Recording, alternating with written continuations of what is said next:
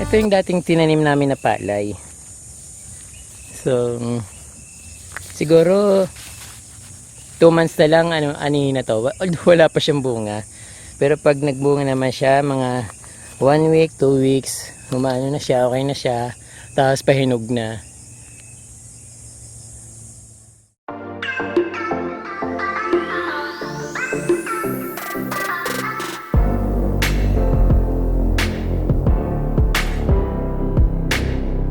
Ang ganda, oh. Ang tataba nila. Schedule ko ngayon para magbantay ng palay dito sa aming taniman ng palay. Kasi kinakain siya ng mga malilit na ibon. Hindi ko alam kung anong tawag sa malilit na ibon na yon kasi hindi ko alam sa Tagalog kung anong tawag doon. Ang tawag dito kasi sa amin, lignos. Lignos. Tapos yung walang maya dito, lignos yung mga ibon dito. Yung maliliit na ibon na kumakain ng palay. So ngayon ako yung magbabantay dito sa aming parang kubo-kubo sa taas ng kahoy para anuhin yung mga patunog na lata para tumakbo yung mga ibon. So yun ang gagawin ko ngayon dito.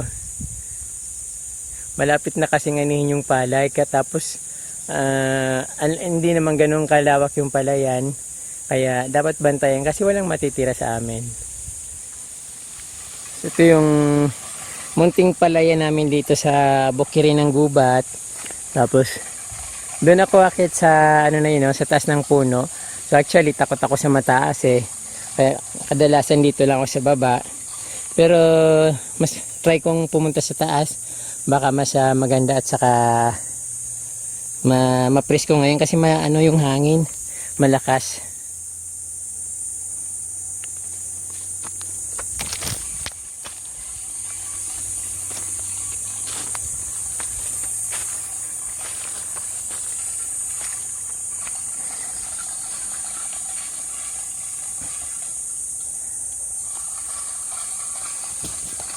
Yung kapatid ko walang tigil sa kaalog ng mga lata. Sa Friday daw anihin na to kasi uubusin na ng ibon baka maunahan pa kami.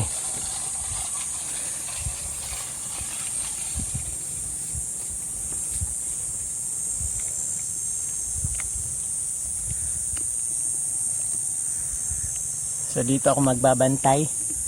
Dito ako sa taas. Nakakalula kasi ang taas ng puno.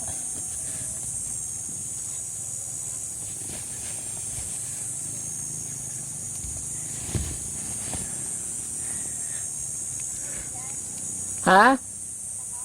Oo. Iyo. Ang ganda dito sa taas. Ano? Ando yung kapatid ko kumakalog-kalog ng mga lata. So dito lang naman kaso pag hapon na ay medyo tanghali na mainit na.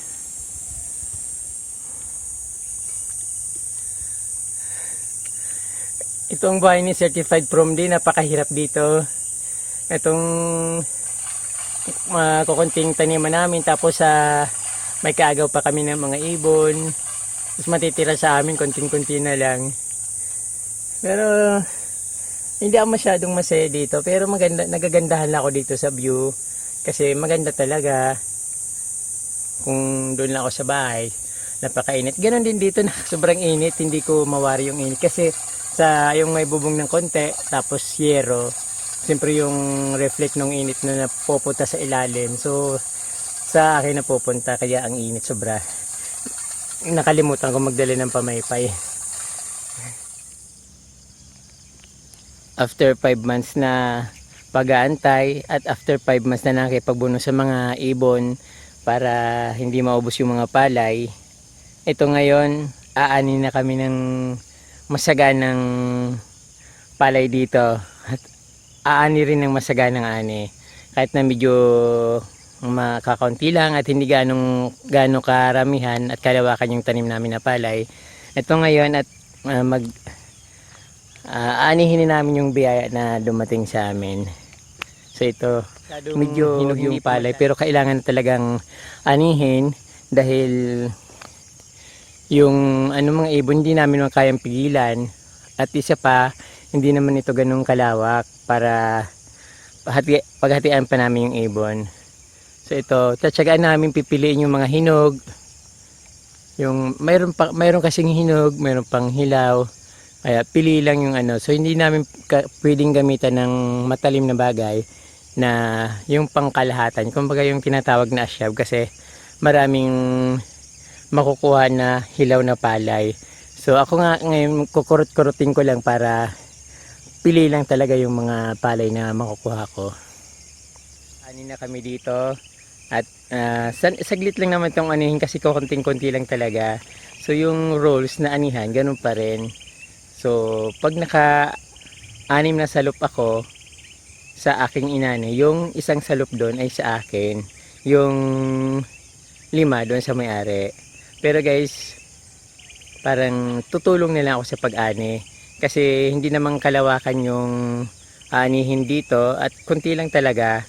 Kahit nga siguro pag ginamitan namin ng parang asyab, yung pang-ani talaga ng palay, baka mga 1 hour ubos na siya. Kasi maliit lang talaga.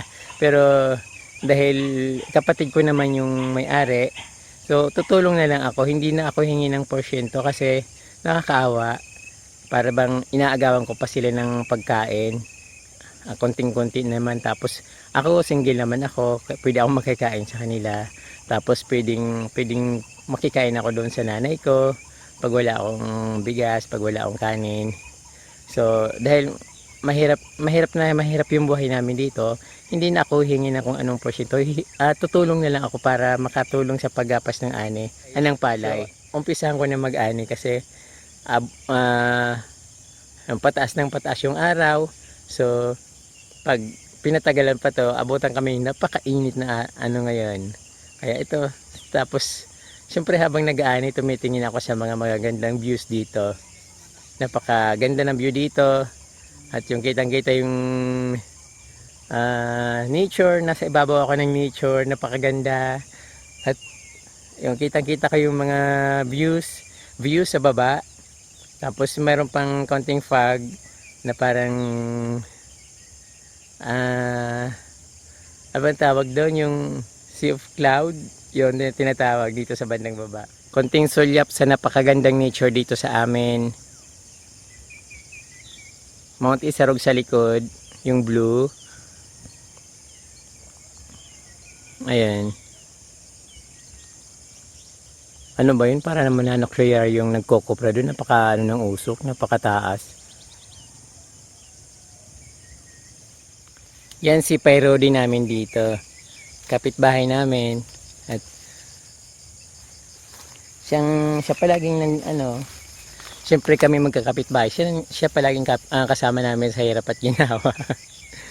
Ayan, nag-aani siya parang kurot-kurot lang. Yung traditional na pag-aani yung ginagamit niya. Yung parang kinukurot lang.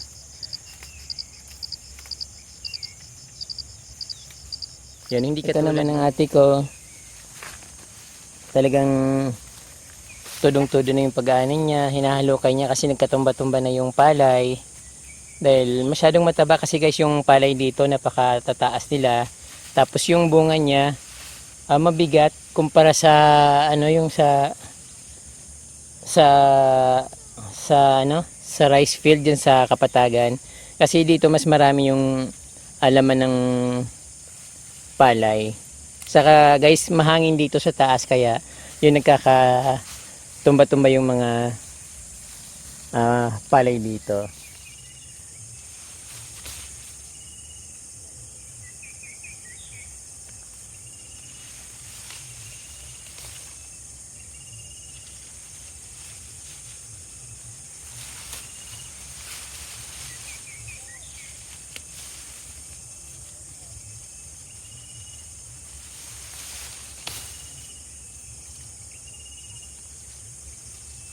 So, tiyaga lang para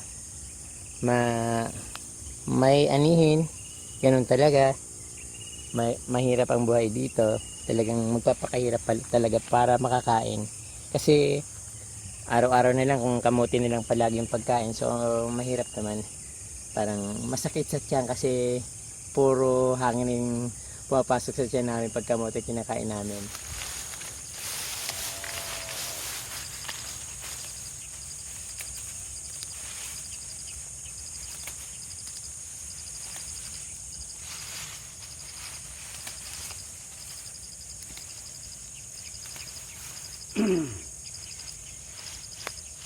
Kusitong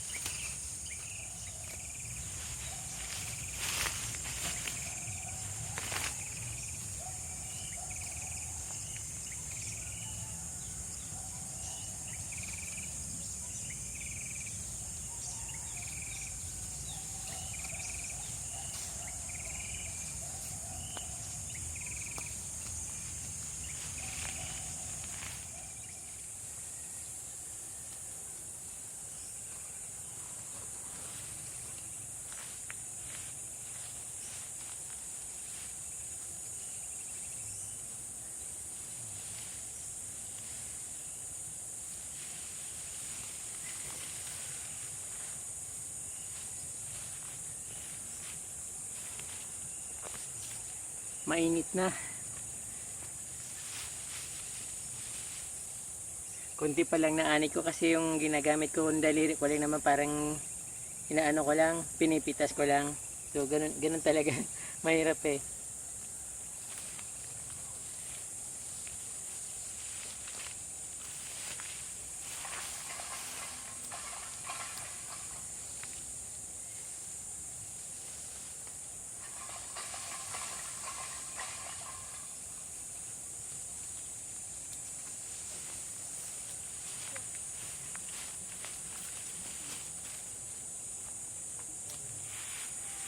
Kon muna sa liglo. Tatapon dito.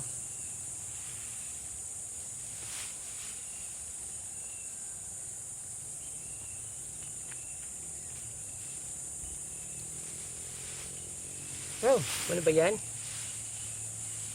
Naurula. Lagi ko nalagyan sa may ano. Hindi ah.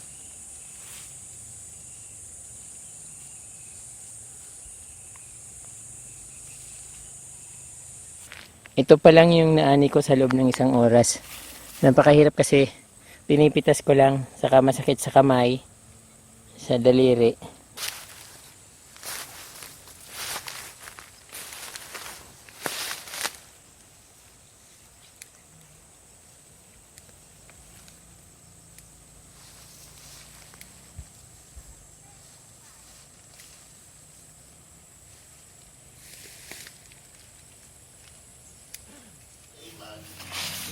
So ganito yung ginagawa namin pagkatapos namin magapas ng palay sa bukirin. Kasi wala kaming pangbayad sa tracer at kaunti lang naman yung palay para mag-rent ng tracer para tanggalin yung mga butil ng palay sa kanyang tangka. Ito na yung kasanayan namin na gawin para pagtanggal ng palay sa tangkay. So medyo makatis siya kasi alam naman natin na yung palay talaga makatis siya, saka matalim yung mga dulo niya. Pag dumikit yung sa paa, natutusok din yung kadalasan, nakakatusok din sa paa. Ayun.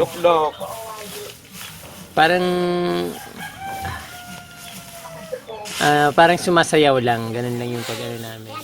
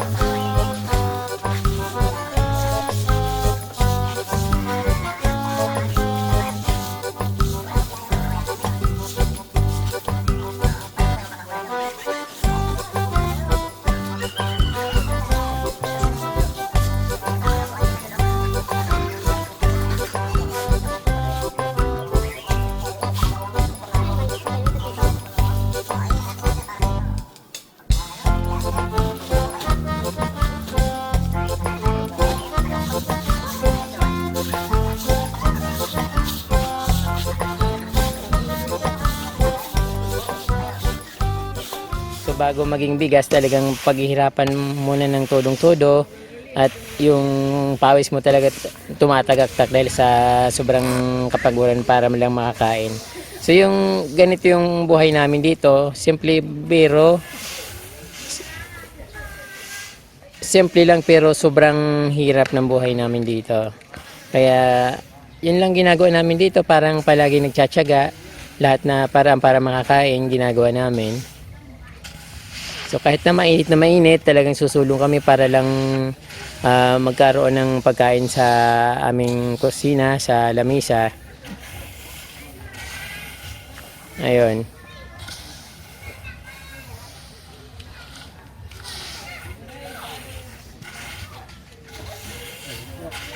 Don't forget to subscribe sa my YouTube channel dahil napakarami ko pang video na ipapakita sa inyo kung ano yung kabuhayan namin dito sa probinsya at kung ano yung mga nakikita dito sa aming lugar. Maraming salamat ulit at don't forget to subscribe at i-share nyo rin ang aking video at i-like nyo rin.